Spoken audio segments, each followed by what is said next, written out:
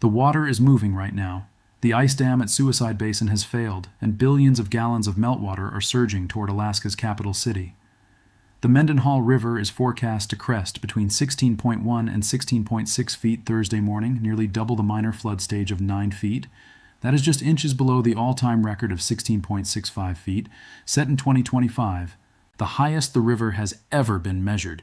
Nearly 5,000 residents, roughly 15% of Juneau's entire population, have been ordered to evacuate. This is not a one-time disaster. Something significant is happening. Today we are going to break down exactly what just happened, why this flood keeps getting worse every single year, and what it means for the people living in its path. No guessing, no dramatizing, just the facts, the science, and the real stakes. Have you ever had to evacuate your home with just hours of warning? What did you take with you? If you want to understand how climate change is reshaping places like Juneau, and what happens when the ice runs out, subscribe and hit the bell so you don't miss our next dispatch. The rupture happened fast, faster than anyone expected. At Suicide Basin, a bowl-shaped valley carved into the mountainside next to the Mendenhall Glacier, meltwater has been pooling all summer long. The ice dam, a wall of glacier ice acting like a natural barrier, held the water back. But it couldn't hold forever. When the pressure of the water exceeded the weight of the ice lifted. Water escaped underneath, and in a matter of hours, billions of gallons of glacial meltwater began racing down the mountainside into Mendenhall Lake, then into the Mendenhall River and straight through the heart of Juneau. Right now, the river is rising. The National Weather Service has issued its forecast. The crest will hit between 5 and 9 a.m. Thursday morning. At 16.1 to 16.6 feet, that's more than 2 feet above major flood stage, which sits at 14 feet. The water will spill over the banks, cover roads, and pour into homes. The city has activated its GLOF Unified Command. That stands for Glacial Lake Outburst Flood. It's a coordinated emergency response involving city officials, emergency managers, police, fire, and the National Weather Service. They're working together because this is not their first time dealing with this. Suicide Basin has been flooding annually since 2011. Inside the command center, the atmosphere is controlled and methodical. Dispatchers track river gauge readings in real time. Engineers monitor the structural integrity of the HESCO barriers along the Mendenhall River. Aerial drones fly over Suicide Basin, transmitting video of the drained lakebed back to the operations room. The water that was there just hours ago is now somewhere downstream, moving through the city. The command team watches the numbers climb on their screens, and they know exactly what those numbers mean for the families on the other side of the riverbank. The evacuation orders went out through multiple channels, emergency alerts pushed to every phone in the inundation zone, door-to-door notifications in the neighborhoods closest to the river, social media updates from the city's official accounts, local radio stations interrupting regular programming to read the list of affected streets. The city has practiced this. They have run tabletop exercises. They have mapped the inundation zone down to individual parcels. When the order came, it came with specificity. Residents on View Drive, on Mendenhall Loop Road, on Back Loop Road, on Riverside Drive, the names of streets that have become familiar to anyone who follows these events. The timing of this flood follows a pattern that emergency managers have come to recognize. The basin fills through the summer. The ice dam weakens as the glacier thins. The release happens in late July or August, when the water has reached its maximum volume. This year, the water let go earlier than in previous years. That is a detail worth paying attention to. The 2023 flood came in early August. The 2024 flood came in early August. The 2025 flood came in early August. This one is arriving in the same window, but the forecast crest is already near the record. The basin filled faster this year. The glacier is thinner. The ice dam is less stable. Each season, the system is primed a little earlier. What the command center cannot control is the glacier itself. They can predict when the flood will crest. They can model how high the water will rise. They can evacuate the people in the path, but they cannot stop the water from coming. That is the fundamental limitation of every response effort. The city can prepare. The city can protect. The city cannot prevent. And that is the distinction that defines Juneau's relationship with the Mendenhall Glacier. But to understand what just happened, you have to understand what's happening underneath the ice. Let's talk about what a glacial lake outburst flood actually is. Scientists call it a GLOF. The Icelandic term is jökullaup, literally glacier run. It's used by researchers worldwide to describe the same phenomenon. A lake held back by ice suddenly releases a massive wall of water downstream. Here's how it works. The Mendenhall Glacier is a 13-mile-long river of ice flowing from the Juneau ice field into Mendenhall Lake, just 12 miles from downtown Juneau. Next to the glacier sits Suicide Basin, a deep bowl-shaped depression carved into the mountainside. Every summer, meltwater from the glacier and surrounding snowfields drains into this basin. The glacier itself acts as a dam, holding the water in place. To understand why the basin holds so much water, you have to understand the geography of the Juneau ice field itself. This is not a small patch of ice. It is a massive expanse of interconnected glaciers covering more than 1,500 square miles. That is roughly the size of the state of Rhode Island. The ice field feeds more than 40 glaciers, including the Mendenhall, the Herbert, the Eagle, and the Taku. It is one of the largest ice fields in North America, and it is losing ice at a rate that scientists describe as unprecedented. The meltwater that fills Suicide Basin comes from two sources. The first is direct surface melt. As summer temperatures rise, the exposed ice on the glacier surface melts, and that water runs downhill into the basin. The second source is subglacial drainage. Water that melts deep within the glacier flows along the bedrock beneath the ice and emerges at the glacier's margin, where it pools in the basin. Both sources are increasing. The air temperatures over the ice field are rising. The melt season is starting earlier and ending later. The volume of water delivered to the basin each summer is growing, and the basin itself is growing too because the glacier that forms its western wall is retreating. The relationship between the glacier and the basin is a feedback loop. As the glacier thins, it exerts less pressure on the basin floor. The ice dam becomes weaker. The water in the basin does not need to rise as high to lift the ice and escape underneath. That means the threshold for a release is getting lower even as the volume of water is getting higher. The system is becoming more sensitive. Smaller triggers can now produce larger floods. The 2025 flood, the record flood, was not the result of an unusually warm summer. It was the result of a glacier that had thinned to the point where it could no longer hold back the water. The same conditions are present this year. Scientists from the University of Alaska Southeast have been monitoring Suicide Basin since 2011. They have installed pressure sensors in the basin to measure water depth. They have flown repeat surveys with LiDAR to map the changing shape of the glacier. They have built computer models that simulate the release event. What their data shows is a system that is becoming less predictable. The timing of the releases is shifting, the volumes are increasing, the flood peaks are climbing, and the models that worked a decade ago are no longer accurate. The ice is changing faster than the models can adapt. As the summer progresses, the water keeps accumulating, the basin gets deeper, the water gets heavier, and the pressure at the base of the ice dam keeps building. Eventually, usually in late July or August, the water pressure overcomes the weight of the ice above it. The ice dam lifts just slightly. A channel opens underneath the glacier, called a subglacial conduit. Think of it like a drain plug being pulled from a bathtub, except the bathtub is miles wide and made of ice. The water doesn't trickle out, it surges. In hours, the basin drains completely, sending everything downstream in a single violent pulse. Now here's the alarming part. This is getting worse because the glacier is shrinking. The Mendenhall Glacier has retreated 3.4 miles since 1760. Since 1986 alone, it's pulled back a full mile with up to 2,000 feet of thinning. As the glacier retreats, the basin gets bigger. A bigger basin means more water. More water means bigger floods. The numbers tell the story. Between 2005 and 2019, the Juneau ice field lost 63 small glaciers entirely. That's 63 glaciers that no longer exist. In that same period, the ice field lost 10% of its total glacier area. Alaska has warmed at twice the rate of the rest of the United States. The National Oceanic and Atmospheric Administration, NOAA, has stated flatly that the major flooding from Suicide Basin would not be possible without climate change. This didn't start this year, and it didn't start last year. Since 2011, Suicide Basin has released its water every single summer, but something changed in recent years. The releases got bigger, the floods got higher, the damage got worse. In 2023, the flood caused what scientists described as a decade's worth of river erosion in a single weekend. NOAA said that event would not have been possible without climate change. That was the first time federal scientists made such a direct connection.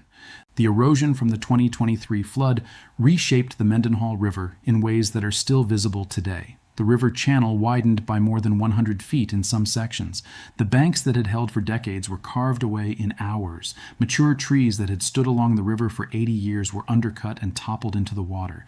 The river changed course in places, abandoning its old bed and cutting new channels through what had been dry land. Homeowners who had lived 200 feet from the river's edge suddenly found the water at their property line. That flood also changed the way the city thinks about the risk. Before 2023, the evacuation zone was based on historical flood maps. After 2023, the city redrew those maps to account for the new reality. The inundation zone grew. More homes were included. More families were told that they lived in the path of the next flood. The city also began the process of acquiring properties that had been damaged repeatedly. Some homeowners accepted buyouts. Others chose to stay, repairing their homes and hoping that the next flood would not be worse. The 2023 flood also prompted a formal study of the tunnel option. The Army Corps of Engineers began looking at the feasibility of drilling a drainage tunnel through Bullard Mountain, which sits between Suicide Basin and a nearby valley. The idea is to give the water a controlled outlet before it can build up enough pressure to escape under the glacier.